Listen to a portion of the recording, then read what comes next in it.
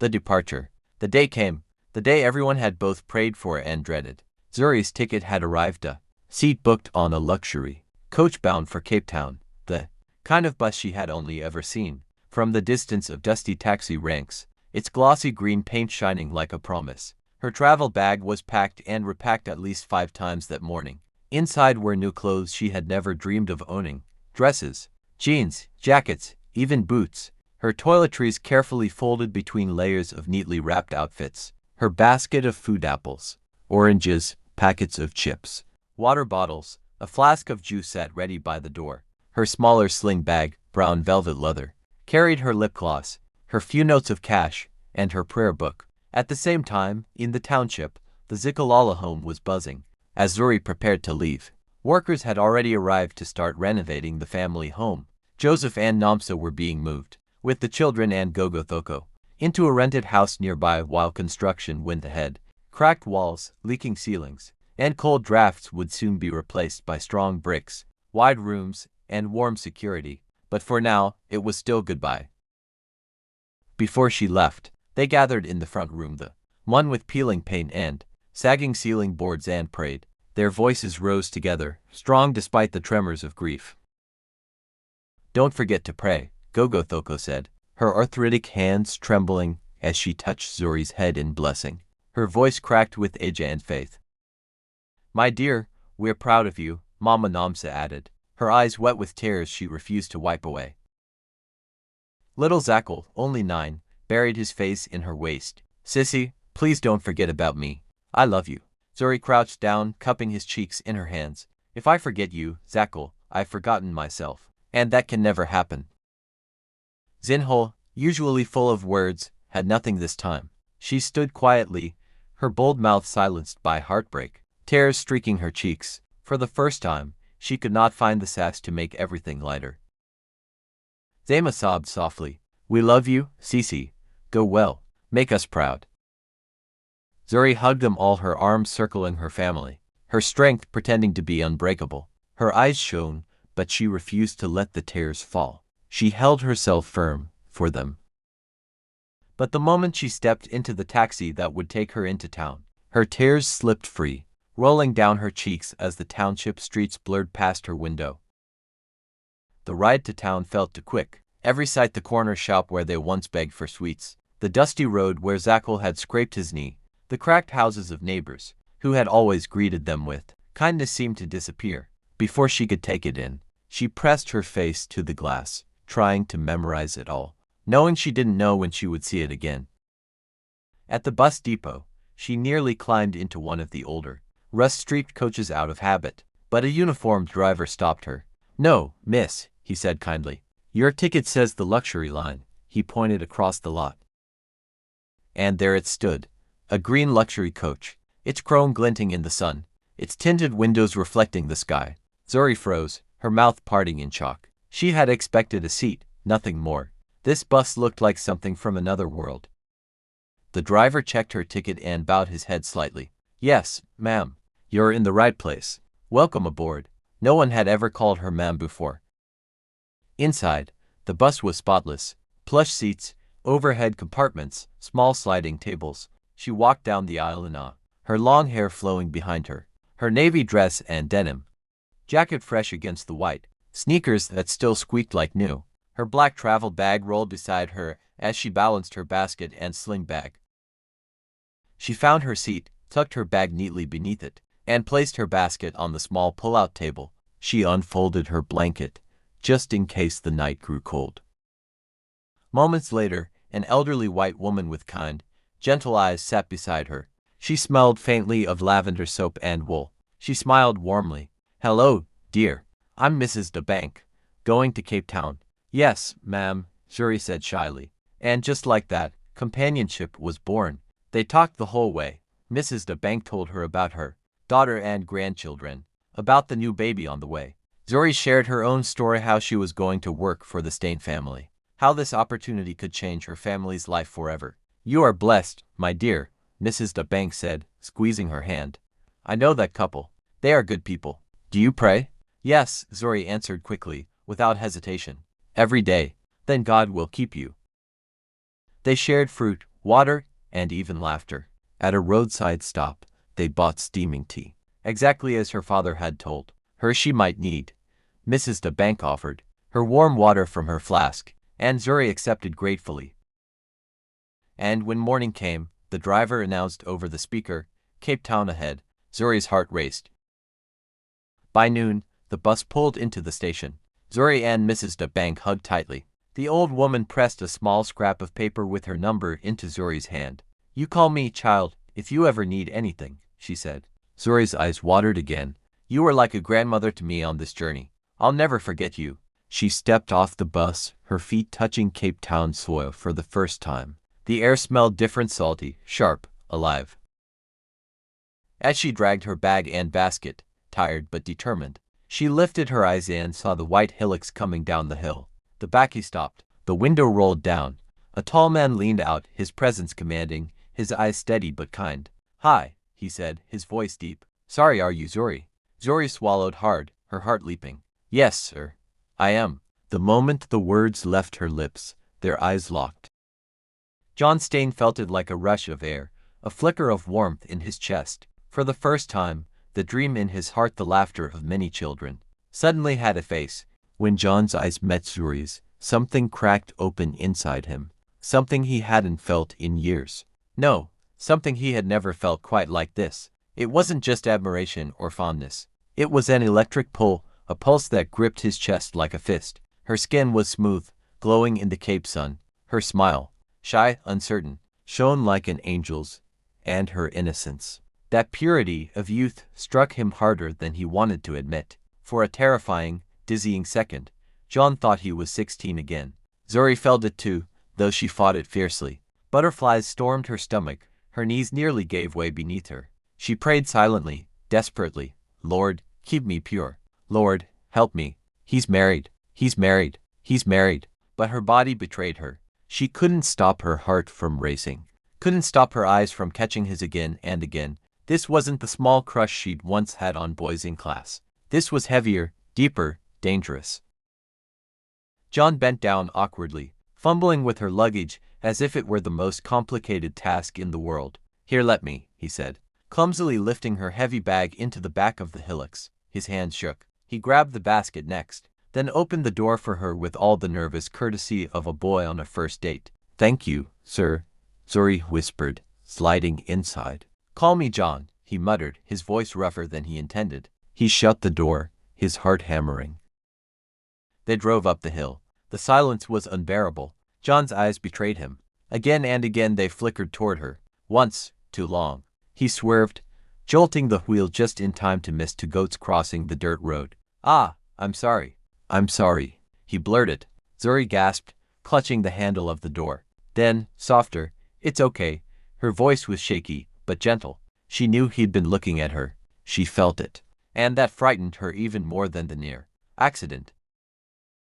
At the top of the hill, Alana stood waiting, Daniel perched on her hip. The toddler bounced happily, his little fists clapping at the side of the bakkie. Alana's face brightened. Welcome, Zuri. How are you, my girl? It's been too long." Zuri's heart thudded as she tried to compose herself. She tugged nervously at the door handle, but it jammed. Before she could try again, John was already there, leaping from the driver's seat, running around, opening the door for her like she was fragile glass. His hands fumbled at the latch, and when it swung open, he nearly dropped her basket in his haste. Alana laughed softly. "Oh, John, really? Let the poor girl breathe." Zuri stepped out, cheeks burning. "Hello, ma'am, I mean, Alana. It has been a long time." No, Alana insisted warmly. "You call me Alana. You're family now." John swallowed hard, unable to stay still. He mumbled something about needing to fetch supplies in town, his words tumbling over each other, senseless. Before Alana could ask further, he darted back into the hillocks, turned the key to fast, and jolted down the hill. On the way, he nearly clipped a cow. By the time he reached the bottom road, he pulled over, stumbling out of the bakkie. He unscrewed a bottle of water and dumped the entire thing over his head. His chest heaved, his clothes clung to him, but the fire inside didn't die. It only burned hotter. "What is happening to me?" he thought, pacing in the gravel. "She's just a girl. She's Alana's gift.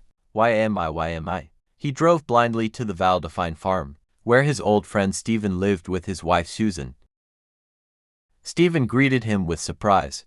John, what's this? You look like you've run 10 kilometers.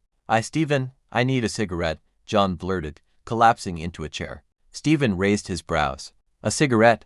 You haven't smoked in years. Please, John snapped, then caught himself. His voice dropped. Please, just give me one.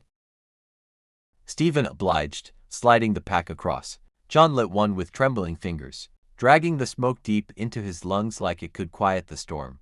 They sat outside on the stoop. Stephen tried to lighten the moment, talking about rainfall, grazing conditions, cattle feed. Susan brought a platter of cheese, biltong, and crackers. But John barely heard a word. His mind raced, his heart thundered. He smoked half the box before Stephen stopped him. John, Stephen said firmly, this isn't about goats or cows or bloody droughts. What's wrong with you? Before John could answer, Mrs. de Bank's voice rang from inside. Oh, John, what a surprise seeing you here today. Did you travel down with your visitor? Lovely young lady. Zuri, was it? I sat next to her on the bus. Such a sweet, innocent girl. Like a granddaughter to me already. John froze, the cigarette shaking in his hand. His chest tightened. He couldn't speak. Mrs. de Bank smiled, oblivious to his turmoil. You're blessed, John. You and Alana made the right decision. John lowered his head, the words stabbing deep. Blessed. Right decision. He forced a smile that never reached his eyes. Thank you, ma'am, he said quietly, his voice fraying. Thank you. But inside, his soul was already unraveling.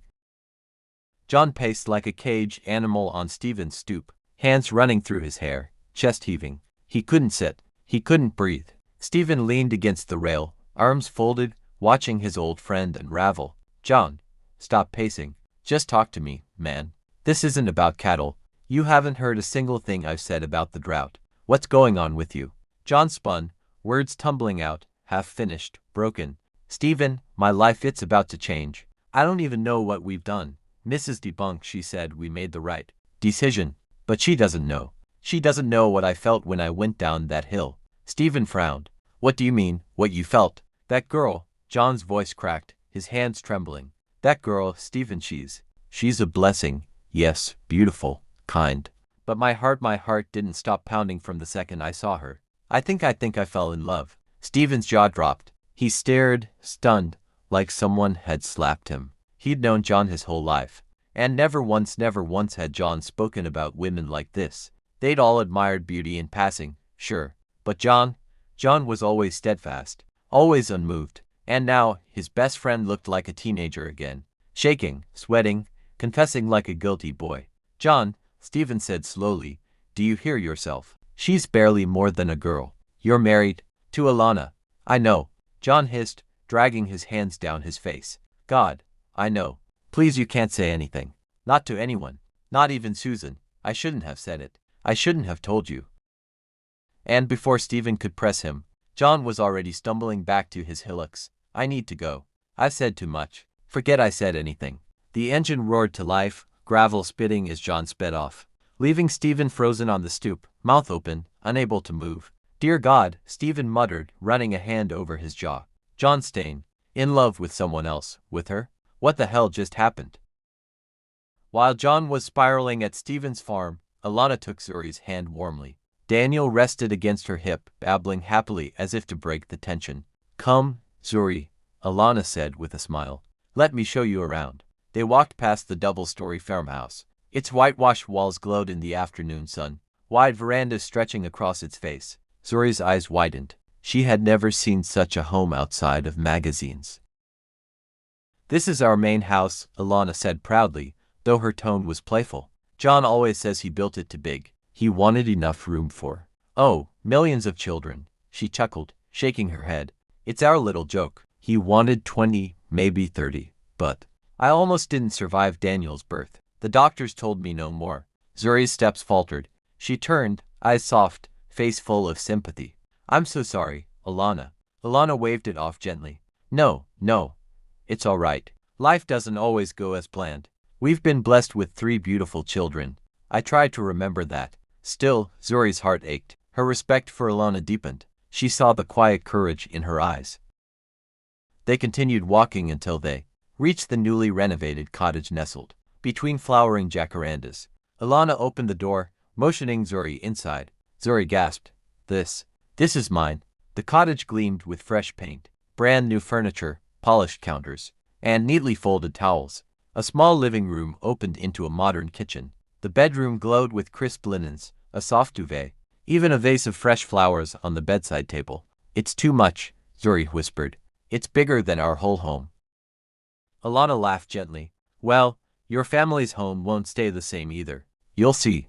But for now, yes, this is yours. Make yourself comfortable. Your family here, Zuri." Zuri swallowed hard, her throat tightening with gratitude. "Thank you, Alana." "Rest now," Alana said, touching her arm kindly. "Later, come up for dinner at 6. We'll introduce you to the girls properly." By 6, Zuri had showered and changed into a soft, floral dress that made her look even younger, more radiant. She smoothed her hair nervously as she walked toward the farmhouse. Inside, the girls were waiting. But when the door swung open, John was already there fresh from town, takeaway parcels in his arms. His eyes met Zuri's again, and his chest clenched painfully. "Princess," little Rihanna squealed, tugging at her father's pants. "She's beautiful, isn't she, Daddy?" John cleared his throat, trying to smile, without betraying the storm in his chest. "Yes, girls, she looks just like a princess." "Is she staying forever?" Sonia asked, hiding shyly behind his legs. Alana stepped in smoothly. "If she wants to, but only if you two behave yourselves. We'll be good, Princess, we promise." Both girls chimed in, giggling. The table was set, the takeout laid out like a feast. Daniel gurgled happily in his high chair, tossing chips onto the floor. The girls clamored for Zuri's attention, already enchanted by her. And across the table John watched. The chemistry between them was thick, heavy, almost visible. Every glance lasted too long, every word seemed loaded. Alana noticed it, she felt it. And instead of fear or anger, she felt relief. She smiled quietly to herself, her heart strangely calm. "This will be easier than I thought." If John was drawn to Zuri, if Zuri found him kind, then maybe, just maybe, the impossible dream of more children was no longer impossible. The dining room glowed warm under the hanging lights, the smell of roasted chicken and spices rising from the takeaway parcels. John had spread across the long oak table. Daniel banged his tiny fists against his high chair tray, squealing happily at the commotion.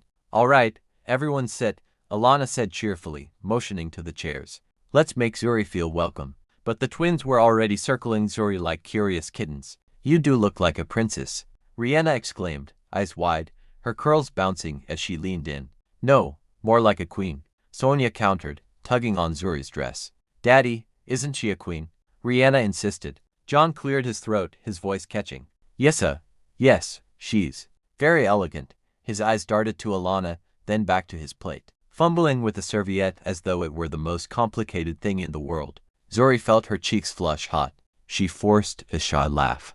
"Oh no, I'm just Zuri, not a queen, not a princess. Just me." But the girls weren't letting her off so easily. "Can we braid your hair?" Sonia blurted. "Tomorrow, after school," Rihanna added quickly. Alana chuckled. "Let her eat first, my dears. She's had a long journey." Zuri smiled nervously. "If you'd like, I'd be happy for you to braid it sometime." The twins squealed in delight and clambered into their seats. As they settled into dinner, Alana kept her gaze soft but observant, her questions gentle probes wrapped in kindness. "So, Zuri," she began lightly, passing her a bowl of salad, "tell me, what subjects did you enjoy most at school? I heard you did very well." Zuri straightened, eager yet shy. "Yes, ma'am, I mean, Ilana, I enjoyed mathematics and physical sciences the most, but I also love English. I've always dreamed of studying engineering, or maybe even medicine." She laughed nervously. "It changes depending on the day." "Ambitious," Ilana said with a small approving nod. "Ambition is good." She leaned forward slightly, eyes warm but sharp. "And what about family? You're close with yours, aren't you?" Zuri's expression softened instantly. "Yes, very close. My family is everything to me. My little brother, he begged me not to forget him.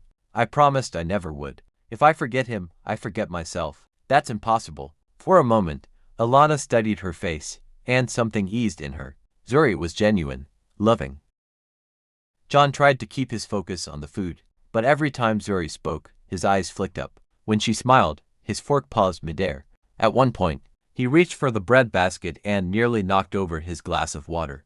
Careful, love, Alana teased gently, dabbing at the spill before he could. John chuckled awkwardly, rubbing the back of his neck. Long day, he muttered, though everyone knew he'd barely eaten since morning.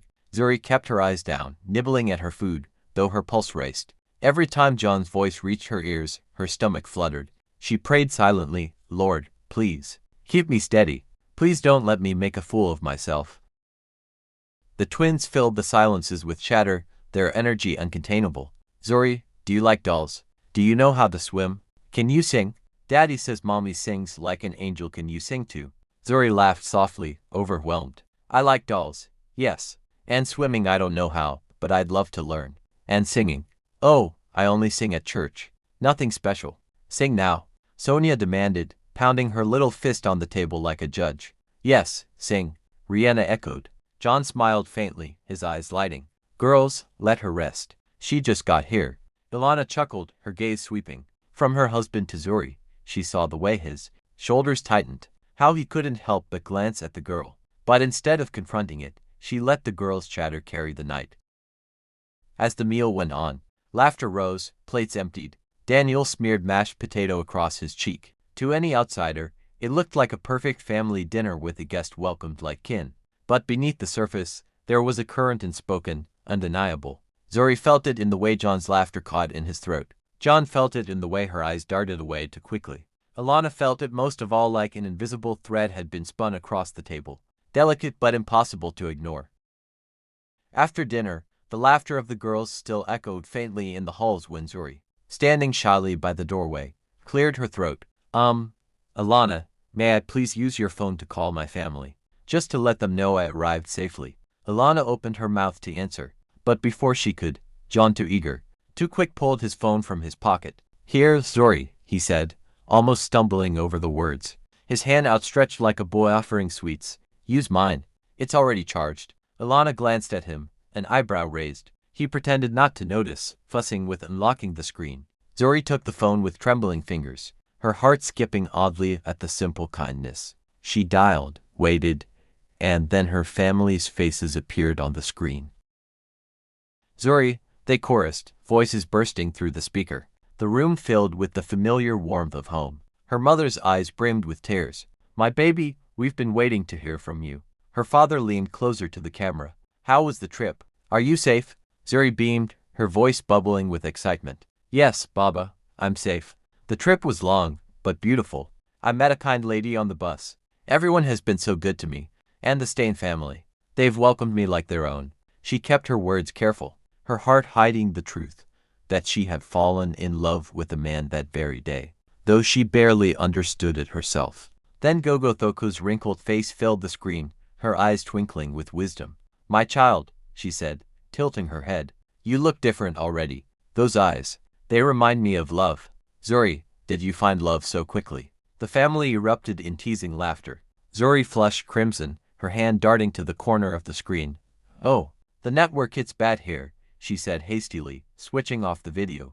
But not before they saw it, the soft glow in her cheeks, the shy curve of her lips. Something had shifted in their daughter. Her mother's voice scolded gently through the speaker. Zuri, no, you've just arrived. Don't lose yourself. Her father added firmly, remember why you are there. Zuri mumbled, yes, Baba. I haven't forgotten. Her throat was dry. Across the room, John and Alana had overheard every word. Alana turned her head slightly, whispering, you've been acting differently since she arrived. John's heart lurched. He forced a laugh, desperate, clumsy. No, Alana. You're imagining things. Alana stopped him with a look, steady and sure. It's fine. If she likes you, and you like her, then this is an answered prayer. John? Her voice trembled at the edges, but her conviction held. She believed this was God's provision, even if it hurt. John shook his head violently, his voice low, pleading. No, Ilana, I only love you. Only you. He tried to convince her, tried to convince himself. But everything in him, his racing pulse, the heat in his chest, the way his eyes had betrayed him all evening, spoke otherwise. He felt torn open, caught between loyalty to the woman who had nearly died to give him children, and this wild, unstoppable force that had entered his heart the moment he met Zuri's eyes. On the phone, Zuri quickly told her family she needed to go. She handed John's phone back, with a shy thank you, then excused herself for the night, her heart pounding so loudly she thought they all could hear it. Alana exhaled, watching her disappear into the shadows of the path toward the cottage. She turned to John, her voice steady again. Tomorrow, we get her a phone. She need her family. We can't have her depending on ours. John nodded, though his throat ached. He stared at the dark window where Zuri's silhouette had vanished, whispering to himself words no one else could hear. God help me. What have I done? The cottage was beautiful. Too beautiful. Zuri lingered at the doorway, her eyes roaming over the polished wooden floors, the carefully chosen furniture, the soft curtains that framed the morning light. It was warm, welcoming, every detail thought out with care. And yet, she couldn't let herself believe it belonged to her. It was too big, too well decorated, too much for a girl like her. She drifted into the bedroom, her steps quiet, almost hesitant. The bedspread was smooth and crisp, the pillows neatly arranged, the air faintly scented with lavender. For a moment, she stood there frozen, afraid to disturb the perfection of it all. Then, unable to hold herself up any longer, she fell forward onto the bed. She hugged a pillow to her chest, burying her face in its softness. The storm of emotions inside her, loneliness, grief, the sheer strangeness of being here rushed forward. She screamed into the pillow, muffled but raw, until her chest ached. When it was done, a fragile peace settled over her. She closed her eyes, letting exhaustion pull her into sleep. At 6 o'clock sharp, Zuri knocked on the back door of the Staines' main house. In the kitchen, Alana was sipping her morning coffee. She almost dropped the mug when she saw who it was. A teenager, awake at dawn. She opened the door, surprised but smiling. Morning, Zuri. Up so early. Did you even sleep? Morning, Miss Alana. Alana. The little stumble made Alana chuckle. So respectful, she thought, her heart softening. So polite it makes her lovelier than she knows. Would you like some coffee? Tea? Tea, thank you. But I'll make it. You rest, Miss Alana. Alana wanted to protest, but she didn't have the energy. For days she'd been feeling drained and nauseous, chalking it up to all the rushing about preparing this very cottage for Zuri. She started to speak, but suddenly another wave of sickness hit her. She bolted from the kitchen. Miss Alana, Zuri called, alarmed. There was no reply. Zuri thought quickly. She placed a slice of brown bread on a plate, ready for her. When Alana came back pale and unsteady, Zuri pushed the plate toward her gently. Maybe try some bread. It might help with the nausea. Alana blinked, startled by the thoughtfulness. Her heart warmed at the genuine concern shining in the girl's eyes. She tried to brush it away with a brisk, I'm fine, thank you, and reached for the dishes. There's no need, Zuri said, already standing. I'll handle it. It's your first day, Zuri. I can't let you. But Zuri was already at the sink, rolling up her sleeves. Alana leaned back, watching her in awe. The girl's presence carried a rare gentleness, a quiet strength that filled the room with peace. For the first time that morning, Alana allowed herself to simply sit and breathe. She turned into the hallway and collided with John. Strong hands steadied her before she could stumble. Careful, he said, his voice low, his brow furrowed with concern. You all right? Then came the cry. Daniel, awake upstairs. I'll get him, Zuri said quickly. Just tell me which room.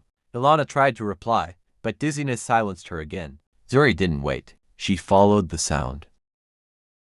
She turned into the hallway and collided with John. Strong hands steadied her before she could stumble. Careful, he said, his voice low, his brow furrowed with concern. You all right? Yes, I'm fine, thank you. And she quickly gets Daniel from his crib and lifted him carefully into her arms. He stilled against her, soothed by her soft humming. Zuri froze. John wasn't wearing a shirt, and the nearness of him unsettled her. His hands were firm but careful on her arms, his warmth seeping through her skin. Her knees weakened, her breath caught. For a moment, she forgot how to move. Zuri, John's voice softened, more worried now. Are you okay?